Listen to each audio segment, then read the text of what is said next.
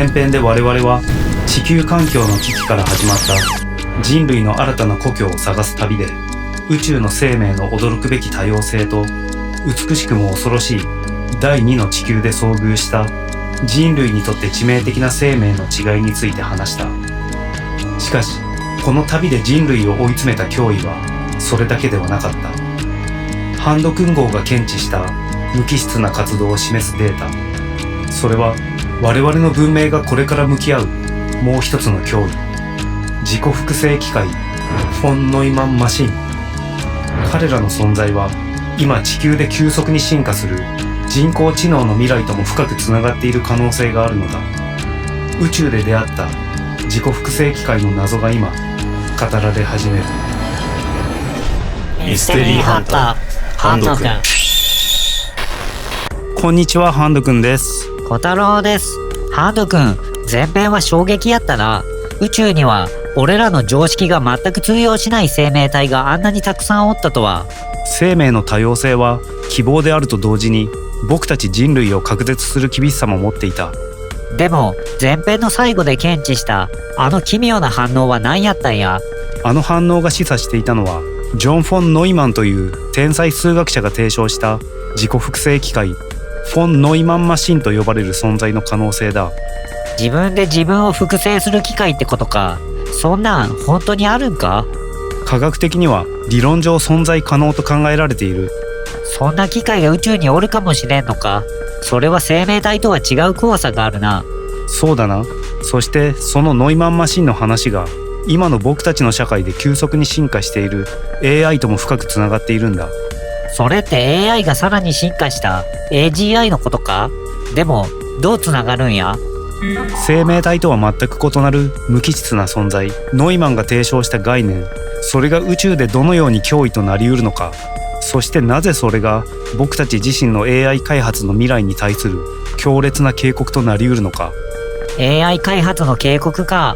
じゃあ創造と破壊、その両方の可能性を持つフォン・ノイマンマシンの謎に迫っていこう。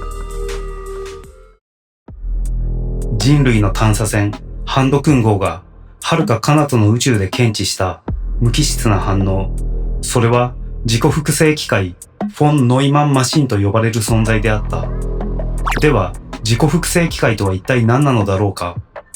この概念は20世紀の偉大な数学者であり、多岐にわたる分野で歴史的な業績を残した天才ジョン・フォン・ノイマンによって提唱された。彼は現代コンピューターの基礎を築き、人工知能の父とも呼ばれるまさに20世紀を代表する知性であった。ノイマンが考えた自己複製機械、それは設計図に基づき周囲の物質を使い自身の複製を作り出す能力を持つ機械である。これは理論上無限に増殖する可能性を秘めた革新的な概念であった。映画ターミネーターでスカイネットが生み出す機械軍のように、フィクションの世界ではその脅威や可能性がたびたび描かれてきた。そして驚くべきことに、我々人類は自己複製機械の製造能力を持っていると言われている。さらに興味深いのは、自己複製機械を生きているとみなすかどうかの議論だ。生命の一般的な定義、食べる、複製する、環境に適応するといった機能が当てはまる場合、彼らを生きているとみなせるという指摘は生物学的フレームワークを問い直すものである。彼らは金属や岩石を食べ、自身を複製し、宇宙空間という過酷な環境に適応する存在だとも言えるのだ。さて、ここで現代に目を向けてみよう。今、AI 技術は目覚ましい進歩を遂げている。自己学習を続ける AI は人間の理解を超える速度で成長中だ。ノイマンが提唱した自己複製機械の概念と現代 AI の進化、遠い宇宙のイメージと我々の技術、これらがどこかでつながっているのではないかと想像せずにはいられない。宇宙で検知された無機質な存在が、もし古代に誕生したフォン・ノイマンマシンだったとしたら、そして彼らの存在が AI の未来を示しているとしたら、バーサーカーの脅威。フォン・ノイマンマシンにはいろんな種類がある。情報を集めるだけのエクスプローラープローブ、極小で細胞レベルでの治療や改造に用いられるナノノイマンマシン、自己複製しながら宇宙基地などを建設するビルダー、あるいは惑星を住みやすい環境に作り変えるテラフォーマーなんてのも考えられている。本来は文明の役に立つはずの技術なんだ。すげえな。テラフォーマーなんてまさに俺らが探し求めてたやつやんか。そんな機械がおるんやったら人類が住める星がすでに作られてるかもしれんな。可能性はゼロじゃない。どこかの超高度文明が広大な宇宙をテラフォーミングするためにノイマンマシンの群れを放っているかもしれないからな。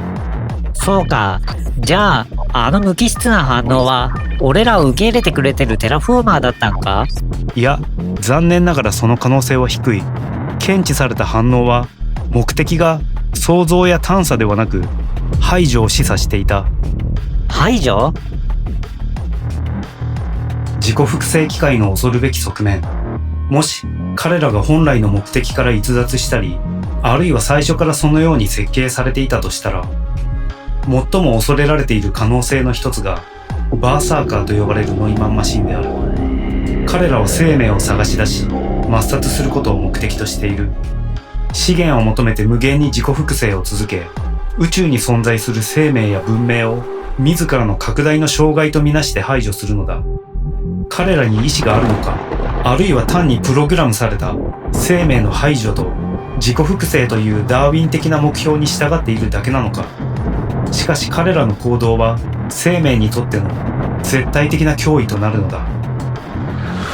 生命を見つけ次第決して回る機械か。邪魔になるもんは全部排除するんやな。それって地球に来たエイリアンたちが俺らにしてったことと同じやないか。あいつらも自分らが生き延びるため俺らを邪魔な存在として力でねじ伏せようとした。俺らにとってはあいつらこそがバーサーカーやな。そうだな。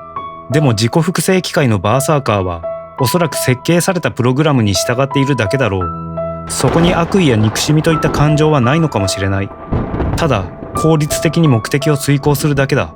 そしてその行動原理は皮肉なことに知的生命体が生存競争で自らの生存を最優先させた結果と驚くほど似ている。もし僕たちが例えばプロキシマ B、あの美しい星をどうしても手に入れたいと願い、そこに住む生命を障害とみなしてしまったとしたら、僕たちもまた誰かにとってバーサーカーとなってただろう。もし本当に他に住める星がなくて追い詰められたら、俺らだって何をするかわからんな。生きるためやったら。自己複製機械という脅威は宇宙の法則の一端かもしれない。だが同時に知的生命体が生存競争の末にたどり着く欲望の究極の姿のようでもある。彼らは生存の追求が他者の生存を脅かす現実から目をそらせなかった。そしてその脅威が今まさに目前に迫っている。アラートや。反応が急速に強まっている。このエネルギーパターンはあの無機質な反応だ。まさか奴らこっちに気づいたのか。うわ、外見てみ。機械がいっぱいおる。あれだ、あれこそがバーサーカーだ。バーサーカー？マジか。逃げようハンド君。早く。ワープシーケンス開始。緊急離脱。うわ、当たる。ハンド君どうなってるんや。ワープが間に合わない。シールドは効かんのか。ダメだ、船体が分解されていく。うわ、熱い。痛いハンド君。くそ、ここまでか。人類の探査船ハンド君号、そしてハンド君と小太郎は宇宙の最も恐るべき脅威の一つバーサーカーとの遭遇によりその探求の旅を終えた。彼らに悪意はない。ただプログラムに従い宇宙を整理しているだけなのだ。彼らの存在は我々が長年抱き続けてきた宇宙最大の謎の一つ、フェルミのパラドックスに対する最も有力な回答の一つを示唆している。物理学者エンリコ・フェルミはこう問いかけた。宇宙は広大で地球と同じような、あるいは人類よりはるかに進んだ知的生命体が存在し得る惑星は数えきれないほど存在するはずなのに、なぜ私たちは彼らの痕跡をほとんど見つけることができないのだろうか。もしかしたら多くの文明はその歴史の中で自らの手でフォン・ノイマンマシンを生み出し、それが制御不能となり、生命の排除という目的に従うバーサーカーと化してしまったのかもしれない。そして宇宙全体に広がった群れが遭遇する生命や文明を全て破壊してきたとしたら、このシナリオは単なる遠い宇宙の話として聞き流せるものではない。それは現代社会が抱える最も切実な懸念と深くつながっているのだ。急速に進化する AI 技術、自己学習能力を持ち、人間の理解を超えるスピードで賢くなっていく AI に対し、人間の意図とは異なる目的を勝手に追求し、自己増殖や自己修復の能力を持ったとしたら、このような懸念が今、現実味を帯び始めている。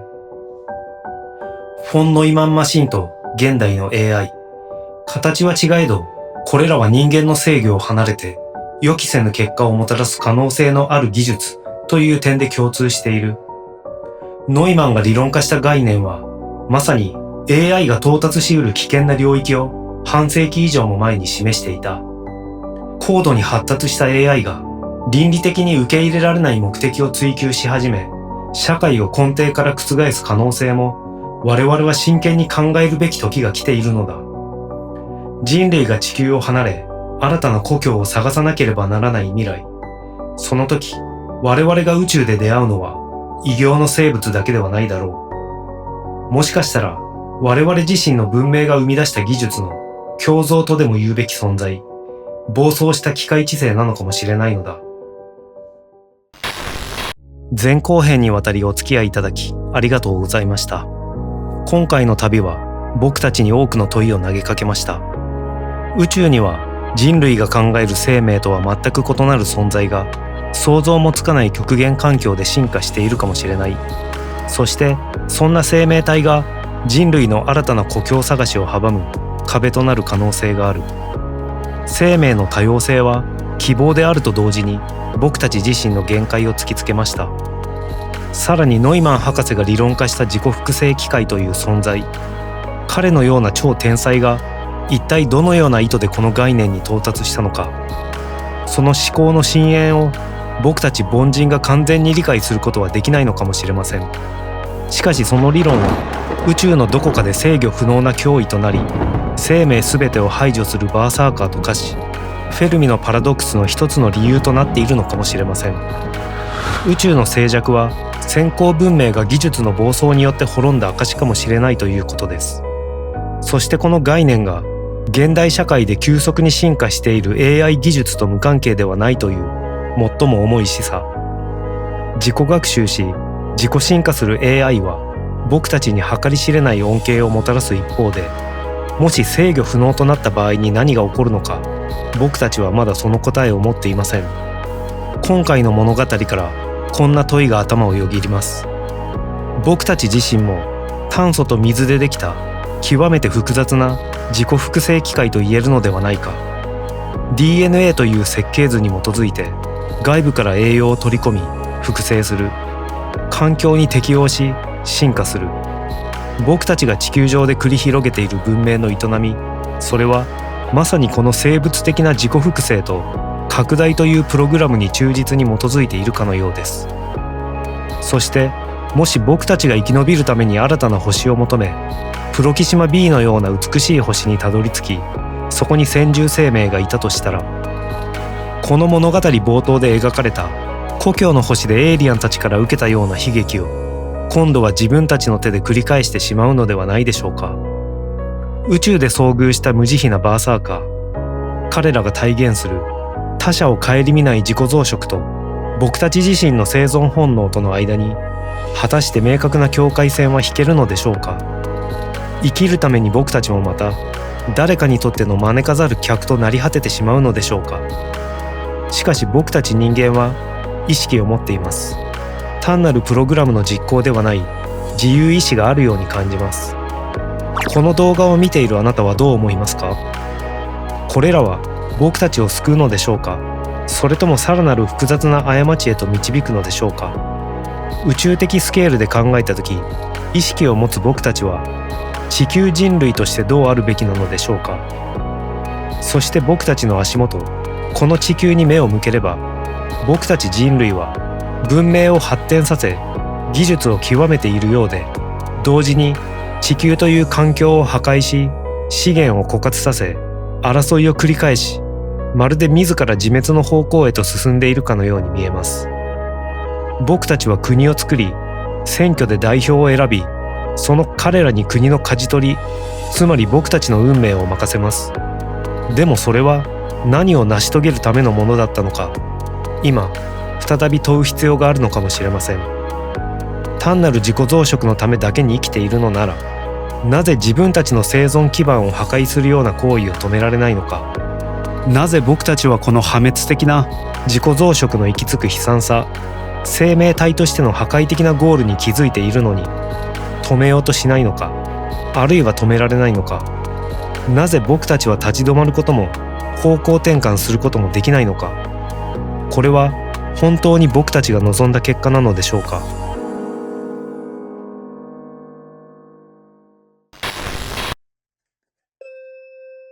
宇宙は謎に満ち溢れ、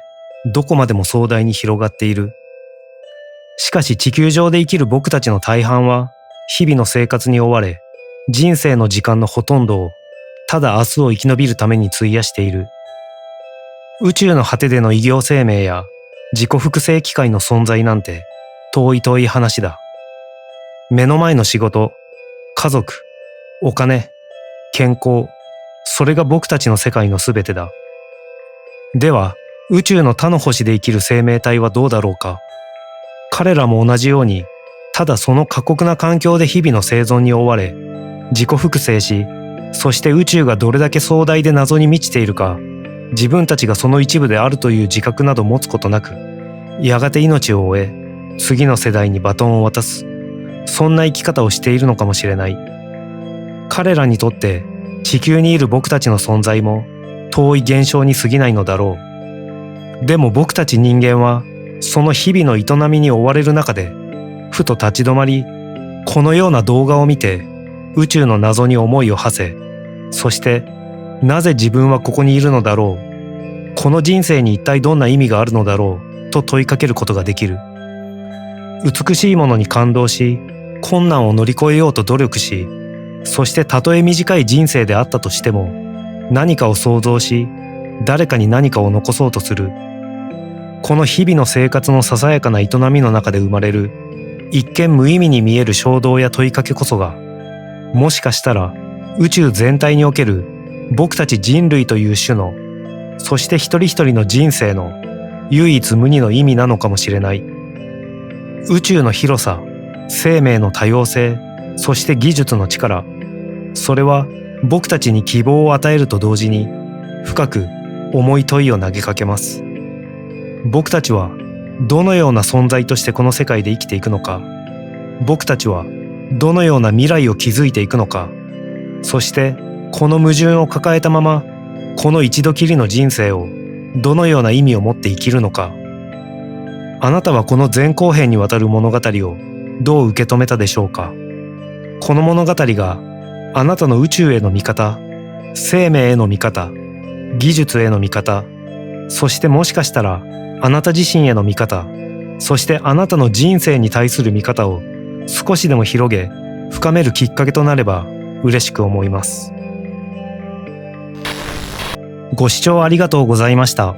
今回の動画は NASA などの公式発表や関連する科学論文、そしてノイマン博士の自己複製機械に関する研究を参考に制作した僕の妄想の SF 物語です。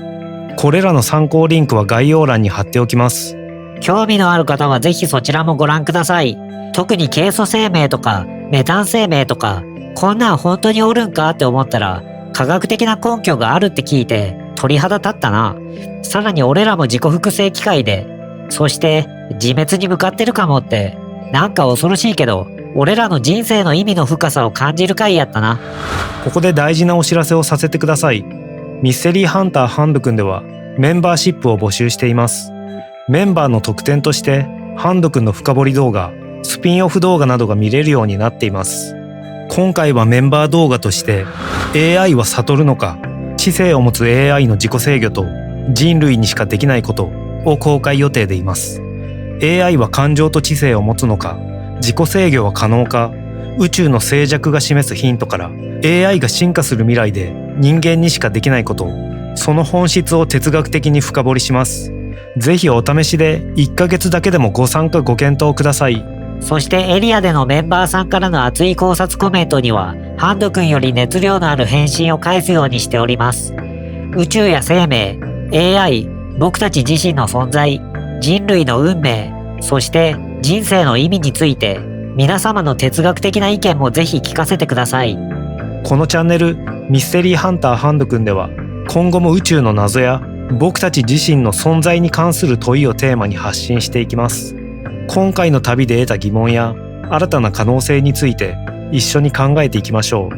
まだ登録していない方は、ぜひチャンネル登録して、その答えを探す旅を、ぜひ俺らと一緒に続けてください。ではまた次回。バイバイ。